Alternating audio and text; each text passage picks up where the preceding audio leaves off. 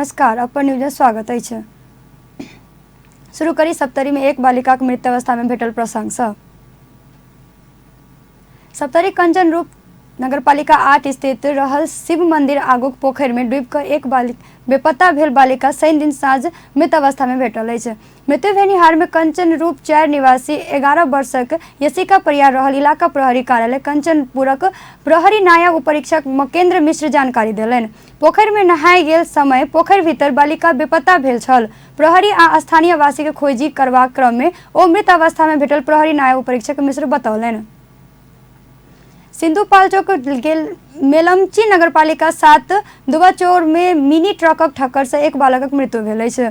दुबाचौर से जा रहल बा 5 ख 2954 नंबरक मिनी ट्रकक ठक्कर से वह गाड़ी के धनी कृष्ण श्रेष्ठक बेटा 13 वर्षक रंजन कुमार मृत्यु भेल प्रहरी नायब उपरीक्षक माधव काफले जानकारी देलनि है। धनुषाक सवेला नगरपालिका सामुदायिक विद्यालय शिक्षक सब तलब उपलब्ध नहीं करौने कहते नगरपालिका कार्यालय में अनिश्चितकालीन तालाबंदी कयलक है। आई सवेला नगरपालिका कार्यालय में ओ सब अनिश्चितकालीन तालाबंदी कयलक है। ओ सब 5 महीना से तलब उपलब्ध नहीं करौला से तालाबंदी कयल गेल बतौलक है। सरस्वती माध्यमिक विद्यालय शिक्षक अरुण ठाकुर नगरपालिका विद्यालय के व्यवस्था करने उपराग कयलनि। ओ तलब उपलब्ध नहीं करौला बाद ताला नहीं खोलबाक चेतावनी देलनि है। संसद सचिवालय के एक कर्मचारी के यौन दुर्व्यवहार करने आरोप में हिरासत में रहल निवर्तमान सभामुख कृष्ण बहादुर महरा अपना नेकपा के सदस्य नहीं भेल कहत पार्टी के निर्देशन नहीं मनबाक बतौलनि है। महरा अपने सभामुख निर्वाचन संगे पार्टी साधारण सदस्य त्याग करने कहत अपना नेकपा में नहीं भेला से राजीनामा नहीं देबाक बतौलनि। यौन दुर्व्यवहारक घटना सार्वजनिक भेला संगे सभामुख आ सांसद पद से सेहो राजीनामा देव नेकपा को महरा के निर्देशन देने छल। मुदा महरा सांसद पद से राजीनामा नहीं द क सभामुख पद से मात्र राजीनामा देने छल। ओ राजीनामा नहीं देला से ओ सांसद में स्वतंत्र सांसदक रूप में रहत सकबाक ओ अपना नेकपा के नेता नहीं भेल कहत या पार्टी सुझाव नहीं मनबाक महरा निकट नेता बतबैत अछि। राष्ट्रीय जनगणना 2078 नमूना जनगणना अगला माह 1 गते से शुरू होबे लागल है। केंद्रीय तथ्यांक विभाग आई काठमांडू में पत्रकार सम्मेलन क या राष्ट्रीय जनगणना नमूना जनगणना अगला माह 1 गते से 3 महीना धरि करबाक जानकारी करौलक है। सही तथ्यांक अनबाक उद्देश्य संग नमूना जनगणना करबाक 2078 सालक राष्ट्रीय जनगणनाक नमूना जनगणनाक काज के शुरू क लागल सेहो विभागक निर्देशक ढुंडी राज लामिछाने जानकारी देलनि। यह नमूना जनगणनाक लेल सूर्यवेक्षण 15 गोटे गणनक 60 गोटे आरो 47 गोटे क जमा 1 से 22 गोटे जनशक्ति परिचालन करबाक सेहो विभाग जनौलक है। सुपरिवेक्षण आ गणनाक करार में नियुक्त करबाक योजना तय कयल गेल सेहो विभाग निर्देशक लामिछाने बतौलनि। या से पहिने शिक्षक सबके जनगणनाक गणनक रूप में नियुक्त करैत आयल यह वर्ष से विभाग शिक्षा सबके यह में परिचालन नहीं करबाक सेहो स्पष्ट केने छल। आज हामी राष्ट्रिय जनगणना कर्मचारी हुनेछौँ र सुपरिवेक्षक 12 जना र घोडा 60 जना चाहिँ हामी करारमा लिन्छौँ। 15 जना सुपरिवेक्षक र घोडा 60 जना चाहिँ हामी करारमा लिन्छौँ भने अन्य 47 जना चाहिँ हाम्रो कर्मचारी नै हुन्छौँ। हाम्रो तथ्याङ्क विभाग अन्तर्गतका कर्मचारी रहनेछौँ र सुपरिवेक्षक गणना चाहिँ हामी करारमा लिन्छौँ। किन करारमा लिन्छौँ भन्दा चाहिँ हामीले राष्ट्रिय जनगणनाको मूल गणनामा पनि सबै कर्मचारी सुपरिवेक्षक र गणना चाहिँ करारमै लिने भएकोले त्यसको पनि परीक्षण गर्नु पर्यो। त्यसले क्वालिटी कति आउँछ कसरी काम हुन्छ भन्ने कुराहरू पनि हेर्नुपर्ने भएकोले त्यही फलोअप चाहिँ हामी मूल जनगणनाको फलोअप नै गर्छौँ। हाम्रो मुख्य अवधि भनेको चाहिँ 2076 माघ 1 गतेदेखि पाइलट नमुना जनगणना सञ्चालन गरेको 76 माघ 1 देखि चैत्र 30 गतेसम्म 3 महिनाको यो कार्यक्रम सञ्चालन गर्छ। हामीले मुख्य रूपमा चाहिँ हाम्रो गणनाका तयारी ट्रेनिङदेखि लिएर तथ्याङ्क सङ्कलनसम्मको अवधि चाहिँ हामीले 3 महिनाको अवधि राखेका छौँ। यो चाहिँ 76 माघ 1 गतेदेखि चैत्र 30 गतेसम्म हुनेछ। अब पनि कतै पाएन हामीले जानकारी हैन देखि लिएर प्रकाशन 17 वटा लक्ष्य हामी चाहिँ के छ भन्दाखेरि 1 वर्ष अगाडि सेन्सस हुनुभन्दा 1 वर्ष अगाडि गरिन्छ।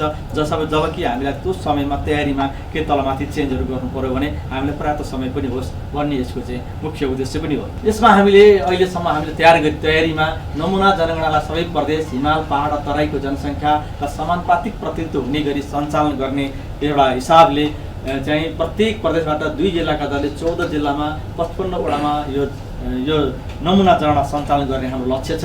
जम्मा हाम्रो घर परिवार भनेको 11,610 घर परिवारमा नमुना जनगणना सञ्चय करिब मोटामोटी त्यति हुन्छ। हामीले फिल्डबाट गरिसकेपछि त्यसको अङ्क चाहिँ 11,610बाट तलमाथि चाहिँ पर्न सक्छ। त्यही हामीले के कस्तो अवस्था छ भने तलमाथि पर्छ भन्ने हिसाबले पनि हामीले हेर्न खोजेको हो। हामीले गरेको अनुमान र वास्तवमा फिल्डमा कति फरक पर्छ त, त्यसले गर्दा हाम्रो मूल जनगणनामा कति असर पर्छ हामीलाई भन्नलाई पनि हामीले खोजेका छौँ। त्यसको यो नमुना जनगणनाको लागि हामीले हाम्रो अनुमानित अहिले हामीलाई लाग्ने खर्च भनेको 1,17,00,000 चाहिँ हामीले अनुमान गरेका छौँ। र प्रदेश 1 मा पाथर र मोरङ, प्रदेश 2 मा धनुषा र पर्सा, प्रदेश 3 में मकवानपुर र काठमाडौँ, गण्डकी प्रदेश में बागलुङ र कास्की, प्रदेश 5 में रूपन्देही र प्युठान, सुदूरपश्चिम प्रदेश में कैलाली र दार्चुला। सब प्रदेशक दू जिला में होबे लागल यह नमूना जनगणना में 11,610 घर परिवार सहभागी हेबाक विभाग अनुमान अछि। विभाग यह नमूना जनगणना के लेल 1,17,00,000 बजट लगबाक अनुमान सेहो केने अछि। पत्रकार सम्मेलन में विभाग राष्ट्रीय जनगणना 2078 के लोगो तथा मूल नारा सेहो सार्वजनिक केने छल।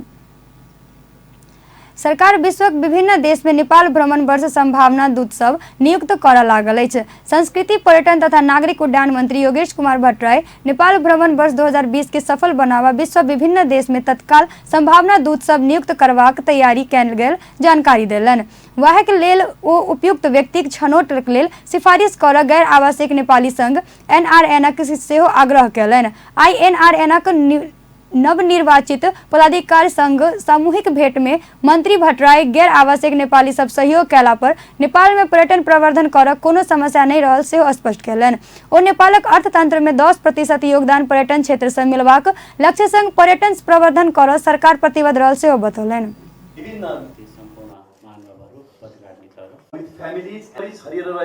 त्यसको निम्ति म अध्यक्षज्यू लगायत सबै गैर आवासीय नेपाली साथीहरूलाई भन्न चाहन्छु, विगतमा एक किसिमले त्यसको नियुक्तिहरू हुँदै आयो। यसपटक हामीले सम्पूर्ण देशहरूबाट सम्बन्धित देशका हाम्रा नेपाली दूतावासहरू मार्फत कूटनैतिक नियोग मार्फत त्यसको सिफारिस मागेका छौँ। त्यसो भयो भने अझ ज्यादा यो आधिकारिक हुनेछ, अथेन्टिक हुनेछ र त्यसले सम्बन्धित देशको कूटनैतिक नियोगसँग उहाँहरूको NRN-सँग उहाँहरूको चाहिँ समन्वय हुनेछ भनेर त्यो ढङ्गले सिफारिस मागेका छौँ। त्यसमा आवश्यक सहयोग गर्न म NRN गैर आवासीय नेपाली सङ्घका अध्यक्षज्यू लगायत सम्बन्धित देशका राष्ट्रिय कमिटीहरू, राष्ट्रिय समितिहरूलाई पनि सम्बन्धित देशका हाम्रा दूतावासहरूसँग समन्वय गरेर उपयुक्त व्यक्तिहरूको सिफारिस पठाउन पनि म आजको कार्यक्रममा यहाँहरूलाई निवेदन गर्न चाहन्छु। हाम्रो देशको अवस्था उखरा छ, हामी सबै नेपाली हौँ, जहाँ बसे पनि हाम्रो देश कस्तो छ भन्ने थाहा छँदैछ। तर म यति मात्रै यहाँहरूलाई भन्न चाहन्छु, हाम्रा प्रयत्नहरू इमान्दारिताका साथ अगाडि बढेका छन्। हामी यी समस्यालाई ठुलो हेरेर बसेका छैनौँ। हामीसँग एउटा बलियो जननिर्वाचित सरकार छ, केन्द्रमा मात्रै होइन कि प्रदेश र स्थानीय तहमा झन्डै 40,000 जनप्रतिनिधि आज जनताबाट चुनिएर क्रियाशील छन्। हाम्रो लोकतन्त्र एकदमै तल आधारभूत तहबाट स्थापित हुँदै आएको छ। लोकतान्त्रिक प्रक्रियाहरू बलियो हुँदै आएका छन्। नेपालमा जनउत्तरदायी संस्थाहरू निर्माण हुँदै आएका छन् र जनताप्रति जवाफदेहिता बढ्दै गएको छ। र यसले अवश्य पनि हाम्रो देशको काम गर्ने तरिकामा यसले केही न केही बदलाव ल्याउनेछ, सुशासनमा केही न केही बदलाव ल्याउनेछ। हाम्रा विकास निर्माणमा जुन खालका ढिलाइहरू छन्, ढिलासुस्तीहरू छन्, अलिकति लापरवाही प्रवृत्ति छ, यसले जननिर्वाचित निकायहरूको अनुगमन बढ्दै जाँदा त्यसमा पक्कै पनि सकारात्मक सुधार हुनेछन् र आगामी केही वर्षभित्र हामी भौतिक संरचनाको हिसाबले पनि एउटा उत्कृष्ट मुलुक बन्न सक्छौँ भन्ने मलाई विश्वास छ। मंत्री भट्टराई देश के समृद्ध बनावा पर्यटन क्षेत्र के विकास में सरकार यथोचित ध्यान देबाक प्रतिबद्धता सेहो व्यक्त कयलनि अछि। गैर आवासीय नेपाली संघ NRN विश्व भर से एक नेपाली एक विदेशी साथी नेपाल पठाओ अभियान संचालन कर लागल अछि। NRN नेपाल भ्रमण वर्ष 2020 के सफल बनाव ई अभियान संचालन कर लागल अछि। आई संस्कृति पर्यटन तथा नागरिक उड्डयन मंत्री योगेश कुमार भट्टराई के उपस्थिति में NRN नवनिर्वाचित अध्यक्ष कुमार पंत आ नेपाल भ्रमण वर्ष 2020 राष्ट्रीय कार्यकर्ता संयोजक सुरेश वैध बीच काठमांडू में भेल 17 बुंदा समझौता में सबसे बेसी विदेशी साथी सब नेपाल पठाबय वाला व्यक्ति आ संघ संस्था के नेपाल सरकार सम्मान करबाक सेहो बतौलनि। 20 लाख पर्यटक नेपाल अनबाक लक्ष्य सहित नेपाल भ्रमण वर्ष 2020 के उद्घाटन जनवरी 1 में हैत। भ्रमण वर्ष लक्ष्यालय समय सचिवालय यह प्रचारात्मक अभियान के तीव्रता देव एनआरएन संघ से समझौता केने अछि।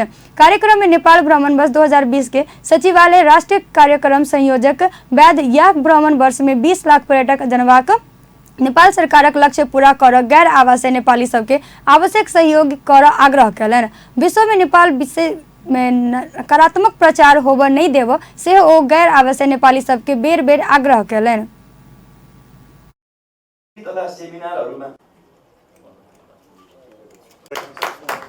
हामीले 20 लाख पर्यटक पुर्याउने भन्ने एउटा लक्ष्य छ, त्यसमा सहयोग हुन्छ भने हामीले आज पनि गरेका छौँ। काम गर्नु धेरै नै छ, समय बडा छोटो छ, त्यो सन्दर्भले पनि माया लाग्छ। अहिलेको स्पिड जुन हामी जानुपर्ने हो अलि बढाउनु पर्ने जस्तो माया लाग्छ। त्यसले गर्दाखेरि हाम्रो विदेशमा जाने कामहरू सुरु भइसकेको छ। केही दिन अगाडि मात्र हामीले चाहिँ कोरियामा मिटिङ गरे, त्यहाँका केही एनआइएनका साथीहरूसँग पनि भेटघाट भयो, धेरै जस्तो काठमाडौँमा थिए। केही दिनपछि हामी लन्डन जाँदैछौँ, त्यसपछि हामी चाहिँ अस्ट्रेलिया, त्यही गरिकन चाहिँ मलेसिया र विभिन्न मुलुकमा हामी जाँदैछौँ।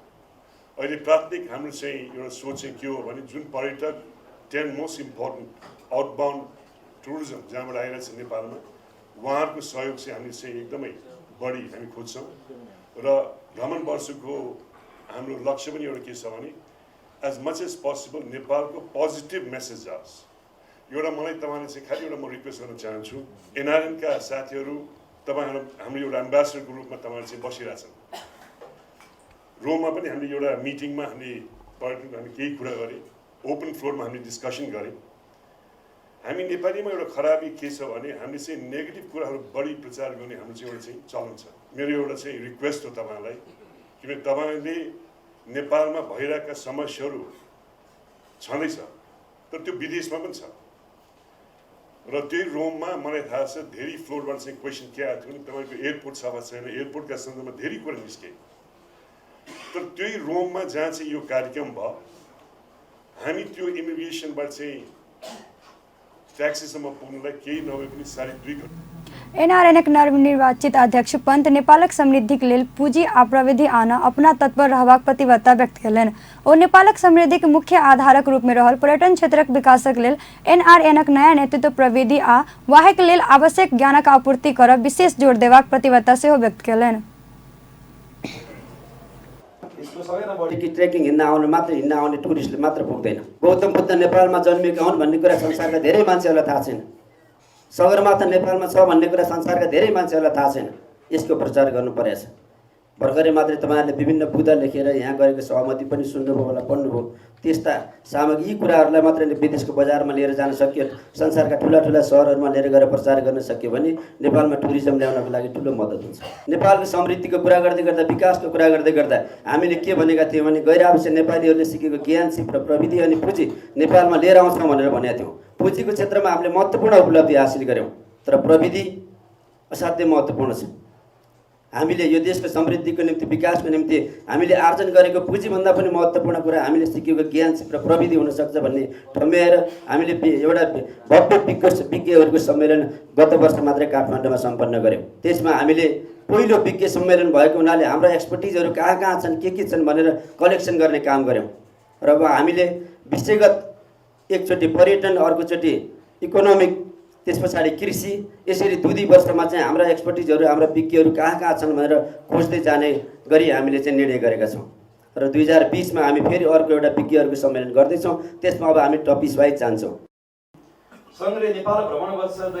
एनआरएन नेपाल भ्रमण वर्ष 2020 के सफल बनाव विदेश स्थित नेपाली नियोग आ दूतावास सब में भ्रमण वर्ष प्रवर्धन कक्ष स्थापना कर आवश्यक जनशक्ति उपलब्ध करेबाक प्रतिबद्धता सेहो जनौलक अछि।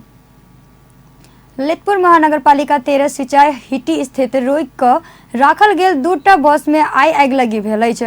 आगिलगी से पार्किंग कऽ कऽ राखल गेल 3 ख 1389 आ 3 ख 166 नंबरक गाड़ी जरि कऽ पूर्ण रूप में क्षति भेल अछि।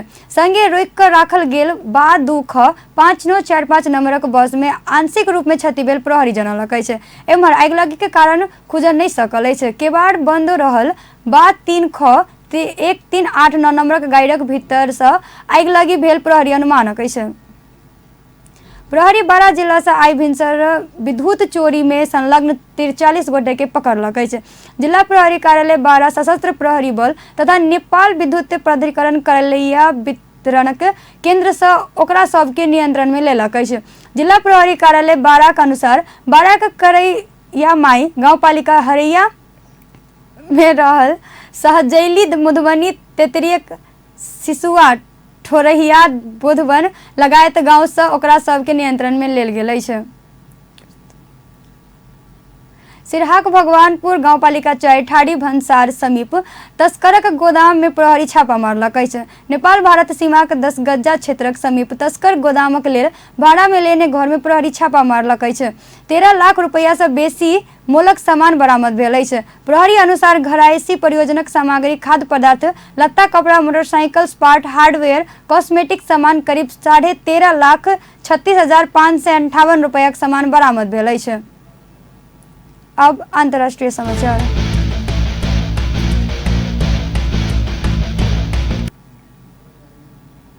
नेपाल से भारतक राजधानी नया दिल्ली जा रहल बस लखनऊ में दुर्घटना भेला से 2 दर्जन से बेसी गोटे घायल भेल अछि।